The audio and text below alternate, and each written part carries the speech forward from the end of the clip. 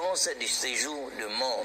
Ce lieu était insupportable. Le tourment ezalaki na esika wana, ba âme flambée bazaki kolela ko supplier Nzambe, ezalaki na dimension moko atroce mais insupportable, bien-aimé.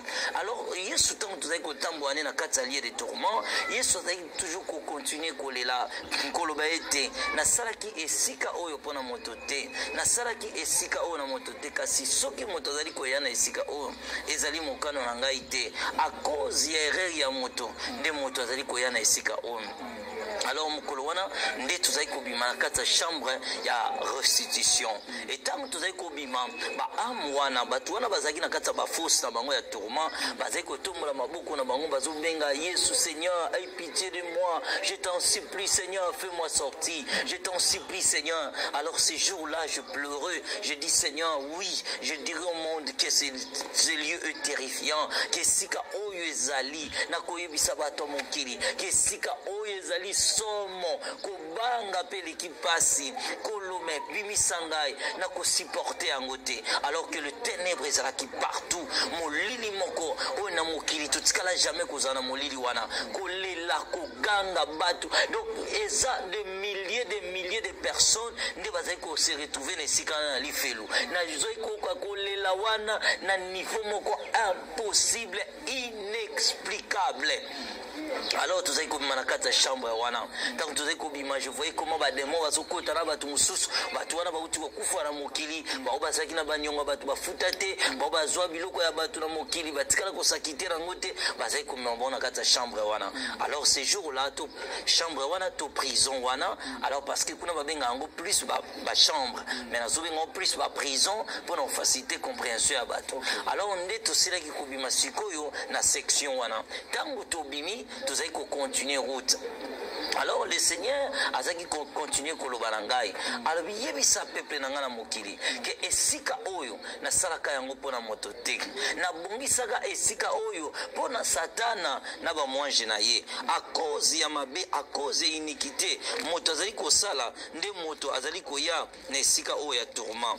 Alors tant le Seigneur azali koloba biso tozali ko avancer, tozali ko poussana, tozali ko ka ba amwana nde azali kolela batu wana bazali kolela bazali ko supplier le Seigneur ayokela bango mawame. Ezalaki déjà trop tard le jugement. Le Seigneur disait toujours que c'est trop tard, le jugement est tombé. Alors que le monde soit au courant de ces choses. Dis au peuple de la terre qu'après la mort ne veut pas dire que mon limon qui est en repos. Sauf que kufina yesoute, ton âme est kozala tourmentée jusqu'au jour il y a grand jugement ou le jugement du grand jour.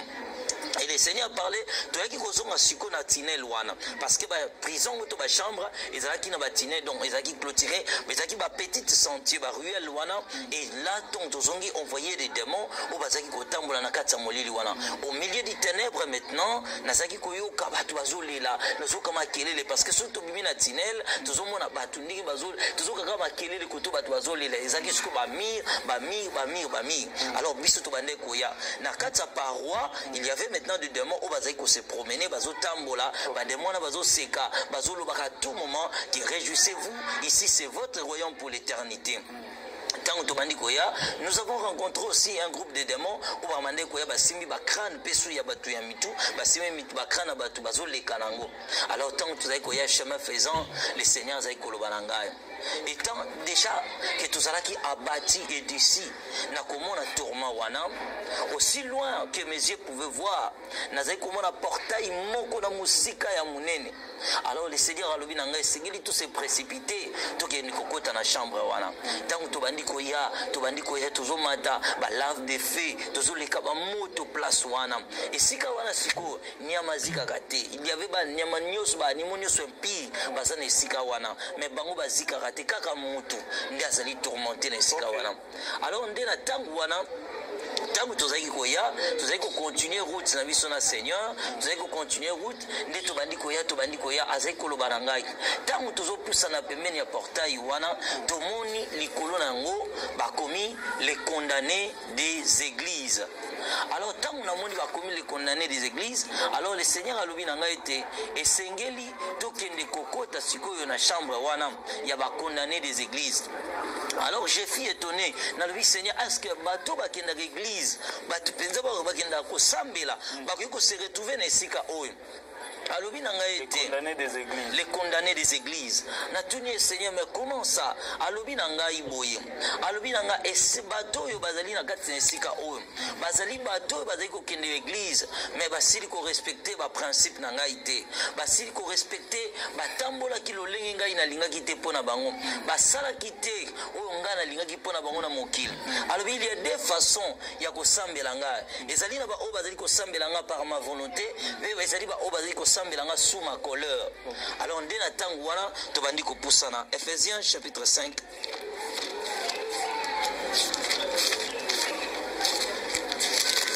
Voilà, la Bible nous dira ceci. Ephésiens chapitre 5, le verset 26 à 27. Afin de la sanctifier par la parole, après avoir purifié par les baptêmes d'eau, afin de faire paraître devant lui cette église glorieuse, sans tache, ni ride, ni rien de semblable, mais sainte et irrépréhensible. Alors, Nathan Gouana, quand le Seigneur me parlait, je vis maintenant, la porte s'est ouverte. Tant que porte wane fungwami, ndekola lobi nanga ete ikengeli tokota ab. Alobi okomona tourment oyo, ezana kati nesika oyo. Alobi makambo okomona awa ezali plus élevé qui n'a pas plus kanyo soto aussi kokota. Plus tokobanda ko avancer na lifelu. Plus okomona ete châtiment ezokoma encore de plus en plus sévère. Alors directement la porte s'est ouverte. Papa tangu porte wane fungwami. Moto moko impossible, inexplicable. Moto wane bandikila mingongo ya des milliers des âmes au bakufaki na mokili par les péchés, mais bakende ko se retrouver nesika wana. Alors, tant que tu na kata section wana, tu sais comment ba démon bazo pumbwe likolo, ba démon bazo seka, bazo lo babo sepela, bo konzina na libela yangoyo. Réjouissez-vous ici, c'est votre royaume pour l'éternité. Bino bolanda ki mason, bino bolanda ki nzela na biso, bino bosala ki makambo biso to tinda ki bino, o ezali bo konzina na libela. Alors tant que kotaki na bande komona ba montagne, zo mona moto zo pela partout. Parce que kuna tellement ténèbres ezalaka makasi. Le seul façon tu sais comment ce n'est que quand vous allez quand na moto ne vous na flamme parce que ils ont un espace vidité moto pelaka de partout. Alors tant tu sais kokota tozoka mingungo bate pele babade kuganga. Seigneur Jésus, aie pitié de moi. Seigneur, aie pitié de moi. Jésus vande koloba na bango trop tard, le jugement est tombé. Trop tard, le jugement est tombé. Alors on attend wana na baliko lela. Yesu lobi musalo na sala ki pona église nangai tala lelo et pas ya ba oyo ba yake pa nangai tala sika ba eko suka. Alors on a dit Seigneur, c'est pas possible. Biso to yebiete ba o nyoso ba sambelaka bazali na part na royaume na yo. Alobiete bazali na part na royaume nanga kaka ba oyo basala ki volonté nangai na se ya mokili. Matthieu chapitre 7 le verset 22 à 23. Alors on attend wana mbala moko kola lobinanga baluka na sima. Parce que tant to koti na portail wana donc ndiki za porte za boye na mupanzi ya porte boye ezalaki na tableau moko ezalaki na esika wana. Tableau wana alobi na ngai totanga sorte ya condamnation o ememi batu na kati na esika wana. Première condamnation tant to bandi kotanga na tableau wana, première condamnation ezalaki punition ya batu nyonso bazali kofuta dîme te na mokili. Deuxième ezalaki punition ya batu nyonso bapesaka ba offrande pe basalaka ba monde te. Troisième châtiment ezalaki punition ya bato yo na se ya mokili bato babande koki kosambela na l'église o basi bakambaka. Cinquième ezalaki encore punition ya bato oyo babande koyoka maloba nzambe mais babande ko mettre en pratique te. Papa tozonga mo moke. Quatrième condamnation ezalaki ya bato bakenda ba église o basi bakambaka. Alors siko ba énumérer ba sorta ba péché bato babetaka masolo na kati église ba era prédication bango bazobeta masolo bato bakendaka église mais bakendaka mitema na bango eza disposé te bato basalaka na ba conflit na kati église bato bakreaka ba rancune aussi na kati église bato basalaka pe ba ve mais bakokisaka ba ve na bango te. sikoyo benimeraki sorte ba crime au batouana ba kometaki. Après avoir lu tous ces tableaux, le Seigneur me dit maintenant de tourner pour tout qu'il nous visiter. Batouana bazalaki na kata ba fosse. Alors na likolo musika ezalaki na trône moko, de momoko avandi na trône wana. De mona bande ko réciter ba verset biblique. Azolo bala batouana liloba epesa melaki bino kasi bino bosalelaki yango te. Liloba epesa melaki bino alobi bino bozali kosambela mais bosalaki maloba o maître la bino alobaki na bino te. Batouana bazali ko se justifier na kati sika wana. Oh non te biso tozalaki batu malamu biso bwenza tozalaki ba fidèle na église na biso. Alobi tangu bino bozalaki fidèle na église pourquoi vous bande ko critiquer ba pasteur na bino?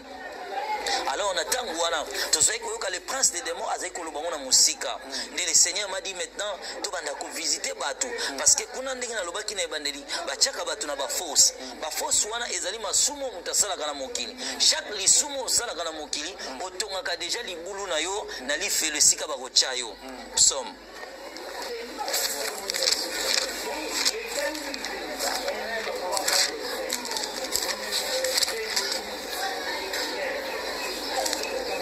Psaume chapitre 9, verset 16. Les nations tombent dans la fosse qu'elles ont faite.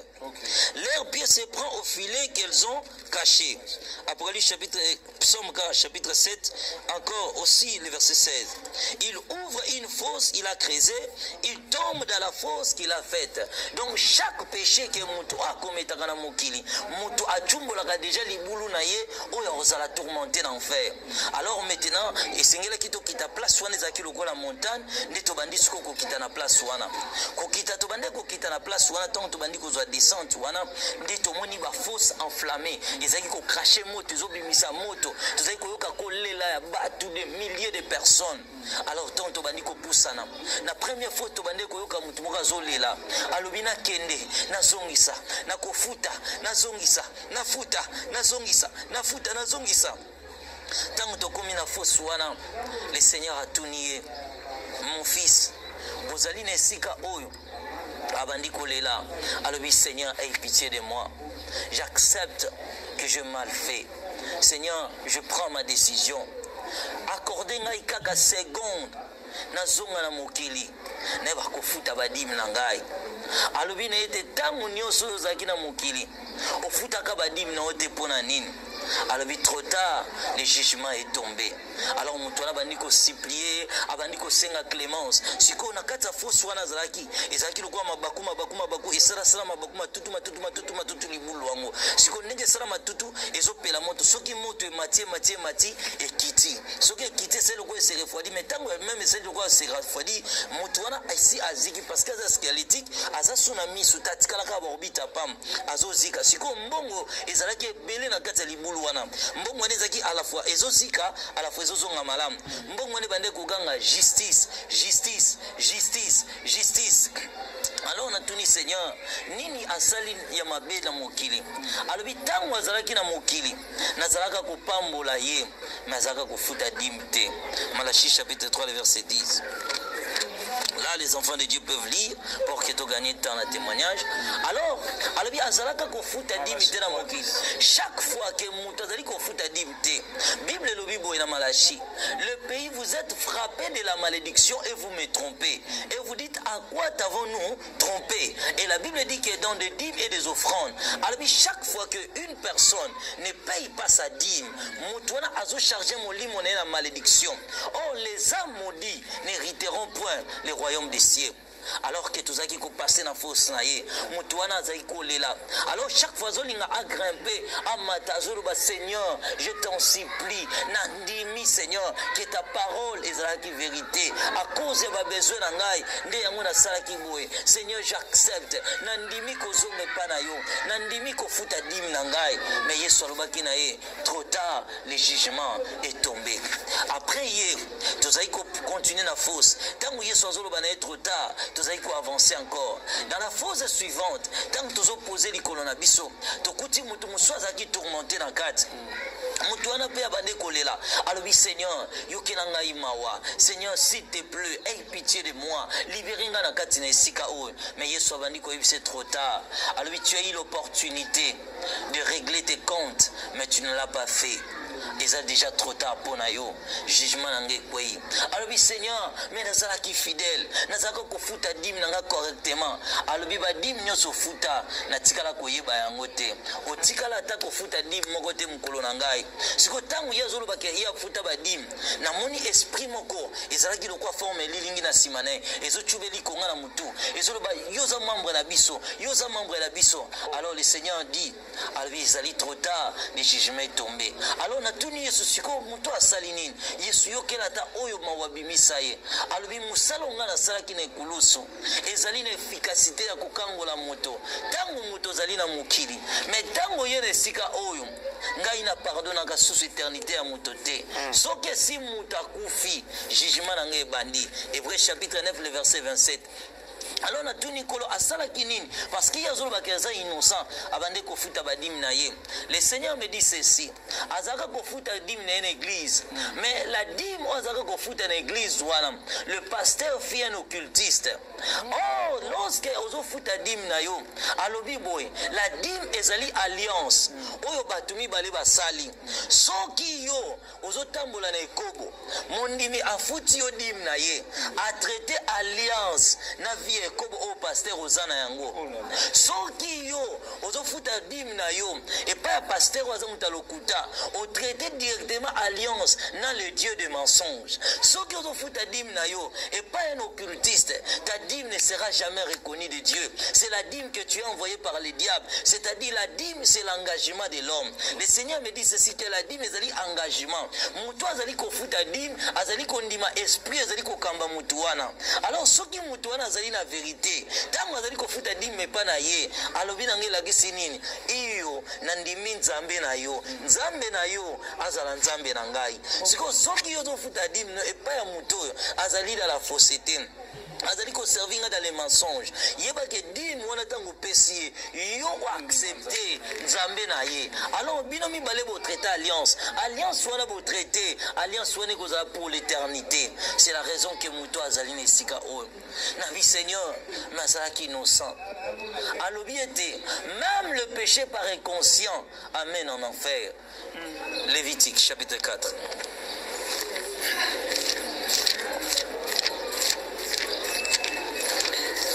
C'est grave, bien aimé. Donc, dans ma cambébélé, où ndenge tolobai na début ya émission, tout ça là par ignorance, ou éviter à qui, aux autres sa dîme na yo, à qui, aux autres sa tamsu, ceux qui offrande à sacrifice, au monde na yo, aux autres sa action de grâce. Donc, tout continuer pour yoka témoignage. On a toujours na Lévitique. Lévitique chapitre 4, verset 13. Si c'est toute l'ensemble d'Israël qui a péché involontairement et sans apercevoir, en faisant contre l'un des commandements de l'Éternel des choses qui ne doivent point se faire et en se rendant ainsi coupable. Donc la Bible est claire à ce point-là. Sauf qu'Israël mobimba basumuki basali involontairement basumuki contre involontairement contre mobeko moko yanzam pe se rendre sikoyo batu yambe ba. Donc à lui lorsque mutazo ko commettre le péché involontaire et il me dit ceci 85% des gens qui sont en enfer ils sont juste surpris que se retrouver wana. Alors lorsque mon peuple accepte de payer sa dîme par un faux pasteur, par un pasteur de mensonges, il traite directement l'alliance avec son Dieu et l'âme de cet homme sera condamnée après la mort. Alors que le Seigneur me parlait, toi qui connais Kafo Swana, Nalibulu elanda ki, les temps qui kolabani kolobanaye, na yopoko miawa. Alors non Seigneur, na bayaki nangai, na bayaki. Et Seigneur ko respecter ba principe nangai, tango nyonso oyo ngai na établi lilo banangai. Alors on a talié. Tango sikoa tomboli maboko ne amwendri azalaki kama mikuwa boye bakusu bazotambola tambola boye azaki kotia maboko ngo bo Yesu bendanga, s'il te plaît Seigneur, j'accepte ta parole est la vérité. Le Seigneur lui dit, ma parole est la vérité, mais tu n'as pas voulu se laisser croire à ma parole qui est la vérité. Alors on a tenu koloya salini. Alors bien zalaka na volonté ya kofuta dim na ye. Il paye régulièrement sa dîme. Jusqu'à ce qu'un jour, il découvrir des livres qui ne sont pas pasteur. Il a abandonné, qu'il faut dire n'est pas pasteur. À ça, qui n'est malam. Mais au lieu d'avoir encore le temps, à ça, la personne là, il a pris la décision que jusqu'à sa mort, parce que les pasteurs sont des aventuriers. Alors que nous avons interpellé dans la conscience qu'il y a encore des serviteurs que tu dois régler tes comptes spirituels. Mais hier, aboyaka ko régler ba compte na ye et akufi na ba dette na ngai. Ngai o nyonso zali na nyongo na ngai a régler yango na se ya moi. Po ete musala nga na sala ki na ekulusu et yaki pona ko kangola bato. Mais soki moto ye awa azali komi condamné ye moko. Moto aboyi chemin ya vérité, accepter ye moko la mort. Deutéronome chapitre 30, la Bible nous dit ceci, je mets devant toi la vie et la mort, mais yo moko sala choix. Le Seigneur Jésus-Christ est la vie. Si tu acceptes la vie, ok, si tu choisis la mort, au Père âme. Le Seigneur Jésus-Christ est la vie. Si tu acceptes la vie, ok, si tu choisis la mort, au Père âme naïom. Alors que na place wana il y avait diverses personnes au bazaki ko se retrouver ne sika wana à cause ya dîme. Pe batu musu bazaki wana, c'était les gens qui prétendaient payer la dîme, mais babande ko futa la dîme na bango comme il faut. C'est-à-dire babande ko retirer une portion de la dîme, babande ko longola. Au lieu mutu musu na mona kazaki tourmenté, ba demo bazaki ko kate munoko. Bande ko kate munoko pourquoi? Na tuni ko la salini. Alobi ye na mokili azaka na dîme sengela futa. Sa dîme ezala na valeur ya $100. On la futa dim na ye, ya bande ko emprunter dim na ye. Okomona la futa dim ya zuina na futi $20, $80 à loga défi. Abande ko longa une portion à dim. Soki dim neza na valeur mbongo mke $10 ko futa. Mais soki komi $100, a tout monde ngo eleki déjà belé, a komi ko beta mabaku, alobi na ko enrichir ba pasteur. Alors on a place wana ezalaki na maboule belé. C'était de milliers des âmes qui étaient tourmentées à cause des dîmes. Et là maintenant, tobande ko franchir place wana, tobandi ko mata montagne moko ezalaki na sika wana. On attendait déjà likolo ya montagne de milliers des âmes bazaki kolela. Bato belé bazaki kolela, bato belé bazoganga, bato belé bazoganga. Tango to matingomba wana to komi likolo. Na kokoma likolo to kutaki mabanga. Bato wana siko badinda nzoto mobimba te, badinda katikati boye na libulu partout etikala likolo, bademo bafina yango eko likolo libanga, bademo bazopasola mituna bango. Alors le spectacle là elekela kingai na bandi kolela na bi Seigneur, et ça les jugements où eleki très sévère. Yesu pa bande kolela, alors mon fils endroit oyo esalamaki na pona moto te ezali trop tard pona bango na tuni Yesu bango basalini na place wana bakomaki église de Jézabel. Na tuni église de Jézabel ezali nini? Alobi ete ezali bato nyonso na mokili bazalaka kosambela na ba fausse église, bazali kosambela na ba église o bazali koteya abandi kotanga ba fausse église na mokili. Abi toute église o ezalaka koteya la prospérité na mokili, bato wana bazalaka kosambela na ba église wana, c'était l'église de Jézabel. Ba église nyonso batoleraka basi balata ba pantalon, bakota na ba collant, bakota na ba plante na bango, ba église o bato balataka foulard te. Alobi ezali église de la prostituée. Alobi mon église est sainte, j'ai établi ma parole qui est la vérité. Et sengeli lobananga etambola penda kunanga ezali boule. Car c'est église de la prostituée, ezali église de l'antéchrist, ou ezali ko permettre basi bakota na ba pantalon na kati ya église, basi bakota na ba église na ba plante, bakota na ba mèche, basi bazali ko se voiler te. Ndezalaki église de Jézabel. Alobi batu wana basambeli ngai mais sous ma colère. Nabi Seigneur, mais cela veut dire quoi? Alors lorsque les gens refusent de pratiquer la vérité, Batouana, ils sont maintenant soumis à la volonté permissive de Dieu. C'est-à-dire, ils savaient qu'une femme ne peut pas prier sans voiler sa tête. Mais Bango va dire quoi accepter qu'on s'amène sans que balata ba foulard. Aussi longtemps que le Seigneur me parlait, tout ça qui quoi avancer. Et la première place où tu kuta ki tourment, tu kuta ezaki na forme libulu na kati. Na kati libulu wana tokuti 7 femmes bazalaki na kati basi wana babande kotonga pasteur na bango bazobeta siko masula pasteur na mona moki baza koseka bazo kochola malgré bazozika na place wana bazolela bazoloba bazo continuer kotonga na kati na esika wana tango tokomi Yesu ayebisi bango tina esika ya pasi oyo mabe na bino ezali toujours komata tango nakomi na tala nakangi ba monstre Yesu alobi na ngai bazali ba monstre te bazali bato en vrai dire basi yango bazalaki mitu minene mitu na bango ezalaki mabandi bazalaki mabandi bankusu babande ko sote bango boye na mutu bankusu bazo sote na mitu na bango basi yango bazalaki ya kovanda na se pai bavandaki ezalaki lokola lave de feu bavanda siko na mbodi wana ya moto bakanga bango ba chaîne tango Yesu alobi bongo basi wana batomboli mutu babandi kolela babandi kosiplie Yesu ayokela bango mawa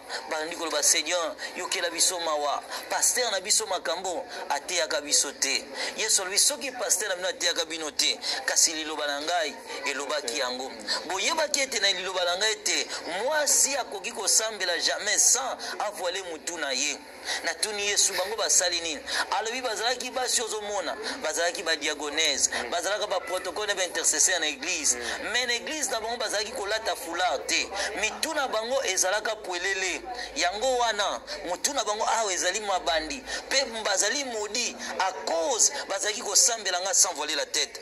1 Corinthiens chapitre 11. Oh my God. Chapitre 11.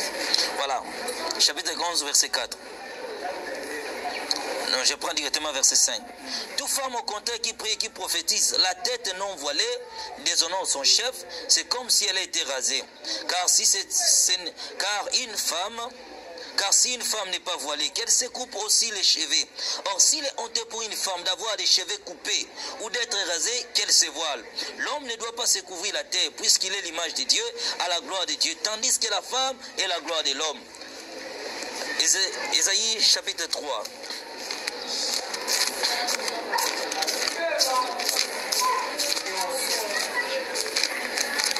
Voilà, la Bible dit ceci, Ésaïe chapitre 3. Verset 16. L'Éternel dit, parce que les filles de Sion sont orgueilleuses, et qu'elles marchent les coups tendus et le regard effronté, parce qu'elles vont à petits pas et qu'elles font résonner le boucle de leurs pieds. Le Seigneur rendra chauve le sommet de la tête de la fille de Sion. L'Éternel découvrira leur nudité. En ce jour, le Seigneur ôtera les boucles qui servent d'ornement à leurs pieds, et les filets et les croissants, les pendants d'oreilles, les bracelets et le voile, les diadèmes, les chaînettes des pieds et les ceintures, le bois des senteurs et les allumettes, le bague et les anneaux du nez, le vêtement précieux et les larges tuniques, le manteau et les gibecières, le miroir et les chemises fines, les turbans et les surtout légers. Au lieu de parfums, il y aura de l'infiction. Au lieu de ceintures, une corde. Au lieu de cheveux bouclés, une tête chauve. Au lieu d'un large manteau, un sac étroit. Une macle frétrissante au lieu de beauté. Alors, le Seigneur me dira que ces femmes-là allaient à l'église, mais bazaka kolata kitamba la tena mituna bango. Alors on a bandi kolela, basi wana pe bazaki ko supplier kolo, balo ba Seigneur, yokela biso mawa. Après nyonso biso to salela kiyo. Après zèle, pe détermination bandi kolo ba Seigneur, moko lobi lobi kolo, na bovina nga mobimba, na tikala ko sala mokilité. Ba parents ngai balakisanga kaka nzela église. Alors le Seigneur lui dit, nyonso oyo sala na mokili otikala na ata mokolo moko te kosalela ngai. Alobi Seigneur, moi nakoli na église kaka kosambela. Yesu alobi ata mokolo moko te nayebi yo. Natuni kolo sikoyo eloko ni asali. Alobi lorsque batu ngai nazali liloba, ba oyo bandimi liloba na ngai lolenge ezali, ba wana bayefai na ngai. Mais ba oyo ba interpréter yango na mayele na bango, po ba sepelisa ba pose mitema na bango. Batu wana bazali kosambela nga suma colère. Batu wana bako prophétiser, bako teya, bako sala miracle, bako sala ba prodige, mais bako mona bokonzi na ngai te. Po ete basaleli ngai na se ankanda na ngai. Alors, je voyais maintenant ces âmes, ma femme wana, lolenge papa, okoye bakaka ke bazabasi, ndenge bazaki koloba. Na mituna bango ndezaki mo basuke tikala ndamunda bwa bakusu bazaki kupumbwe bango. Alors bazaki kolela, tozaki koleka place wana. Alors le Seigneur insistait, alobi yebisa na bato mokili, ete ba oyo nyonso basambela kana ba église, oyo basi balataka kitambala te, ezali église ya Jézabel, l'église de la prostituée. Bato wana bazali sous ma malédiction, ils ne verront jamais ma gloire. Alors, mais ce que dans l'église balata kitambala te et vous à la 4-5 temps parce que tu es bien à l'église ya Bima, les basi balata kitambala, tu es bien kimbangiste et puis tu es bien bande wana biso ya Islam parce que Islam eza na banini te zaka religion wana bazaka na ba mosquée na bango pe se voilà penza complètement parce que eza pe na ba église mususu penza et que eza pe na combien nzambe pour tout monde y verset mo rezo parler na moi si faut voiler mutu na epona kusambela est-ce que pe na ba église ata ba oyo to benga ka soit disant ba église minene basala la verset wana. Alors le Seigneur m'a dit ceci. L'église nyonso basi balataka kitambala te ezali église ya Jézabel, l'église de la prostituée. L'objectif nango ezali nini? Ko combattre kondima na kati ya bato. Objectif ya Jézabel dans les temps de la fin akoya ko combattre nde kondima. La vraie parole que le Seigneur nous a laissée. Il a dit, celui qui m'accepte, accepte ma parole telle qu'il est écrit. Et celui qui choisit ma parole ne m'appartient pas, car ma parole est la vérité. J'ai établi le fondement de la vérité, et nul ne peut changer le fondement que j'ai établi. Alors que le Christ me parlait, tout ça qui passait dans Foswana. J'attendais ces femmes supplier le Seigneur. Et le Seigneur me dit, dis à mon peuple de faire attention, de ne pas participer dans le kit de Jézabel. Babima na masanga ya Jézabel, babima na mangomba nyonso, wezali komema bango au détriment ya maloba na ngai. Bakeba, église ya Jézabel et komema bango na perdition. C'était des milliers des âmes. Nene sika wana rappelé ngai, soki 3 personnes bake paradis, 300 000 bake na perdition. Alors on attend wana tozaki kopusa na susu. Na place elandi nde toki kokuta na babeto wana bademo bazopasola batu mitu bazokata batu bazoloba bopesa ba connaissance na biso, bomisa ba connaissance na biso, bomisa ba connaissance na biso, bazaki kopasola bango. Alors on a tuni Seigneur, qu'est-ce que bato basali na mokili? Alors bato moni bazaki kosambela ba église de la prospérité. Ba église o ezali côté ya kaka kopambola na mokili. Ba église o bazali côté ya ba bien matériel. O bazali côté ya ba gloire ya mokili. Alobi ete bokonzi na ngai ezali ya mokili o te. Peuple na ngai esengeli te ba porter regard na bango na biloko ya mokili, mais ba porter attention na bango na bokonzi na ngai. Alors tozali kopusana nde nayi komona moto moko asalaki tourmenté bademo bazali kopasole mutu abandi kosiplier alobi Seigneur yokela ngai mawa libere ngai na esika oyo Seigneur yokela ngai mawa. Le Seigneur lui dit, et tes enseignements ne m'appartiennent pas. Enseignement nyonso yo landaka l'église na yo ezalaki ba enseignement na ngai te. Alobi ete bana na ngai basala attention. Soki même bakosambela na bakaya bandako, soki bakosala ba rassemblement de vérité na bandako na bango, basanga na baluka vérité, mais babima na mangomba nyonso oyo ezali mangomba ya perdition. Ba oyo nyonso bavandi na ba faux enseignements bakokota na bokonzi na ngai te. Matthieu chapitre 23 verset 13.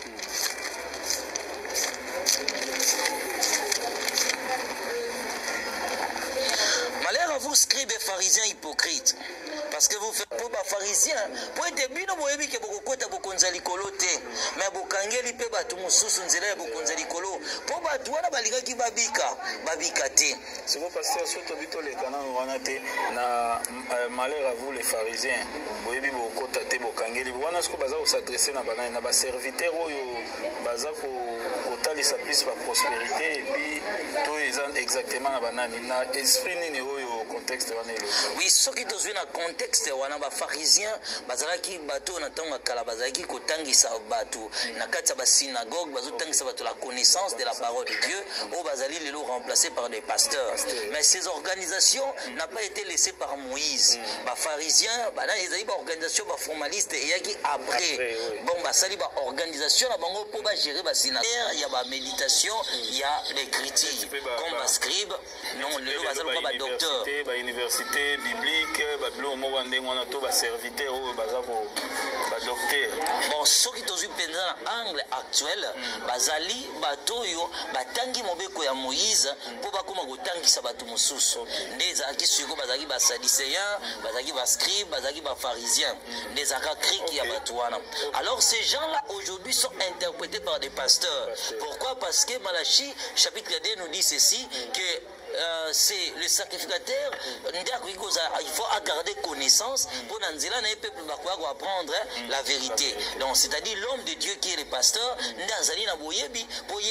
guide, il y a peuple wana.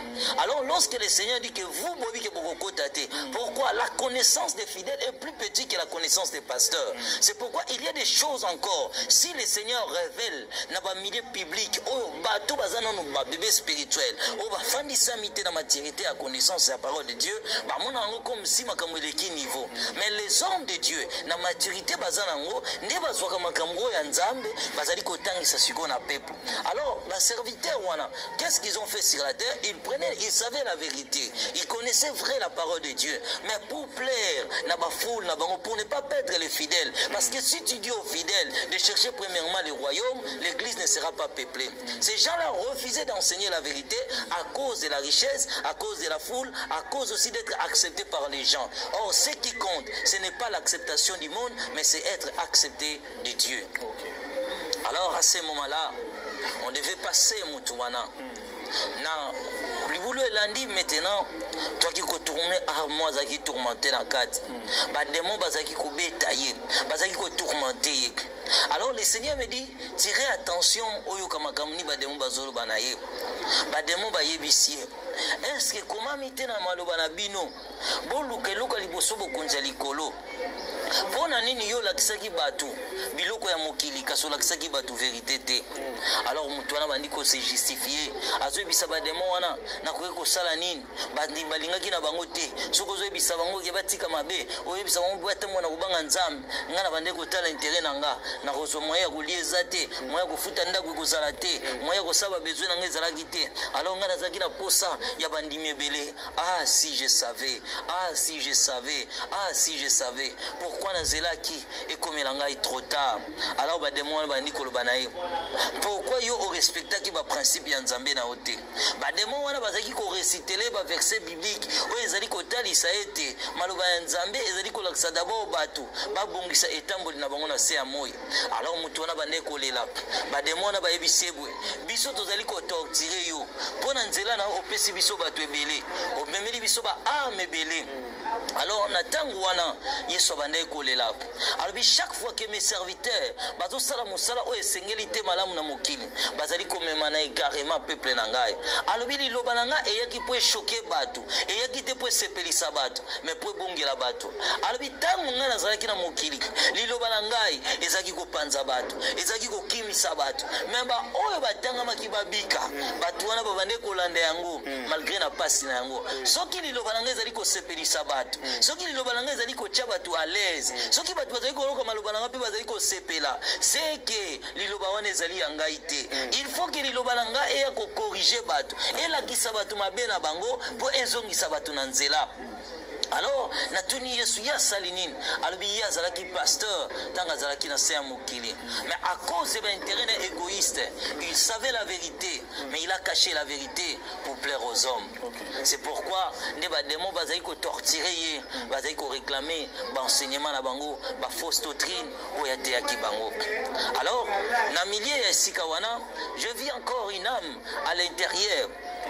oyo ba démon bazaki ko torturer ye place yango ezaki lokola azaki na chair de vérité na chair de vérité wana ba démon bakangaki ye boye bakangi ye boye na chair yango siko ba démon bazo torturer ye aza kolela azo babotika ngai nakende na mokili nakoyebisa basi bateya te nakoyebisa basi bateya te nakoyoka basi bateya te alors azaki kolela alors on a tuni Seigneur nini asali na mokili alobi mwana mwasi ozali komona tanga azalaki na mokili azalaki kosambe na eglize mwana mwasi moko boye mwana mwasi wana ayebani na monde aza pasteur moko munene azalaka na mundele ateyaka komone meilleurs ateyaka mwana mwasi wana ateyaka aza na eglize munene etalamaka na monde entier alors mwana mwasi wana mundele azalaka kosambe na eglize wana nde mokolo akufaka molimo wa mwana mwasi wana eyaki na esika ya tourment. Alors on a tuni pourquoi bakangi molimo na chair alors pona kolakisa ete église azaki kosambela mwasi na azaki koteya bango alors chaque fois que bandi bazali kosambela na église ya basi nde baza ba pasteur basi nde baza kosambela bango bazali kopesa bango déjà ticket directement pour l'enfer alors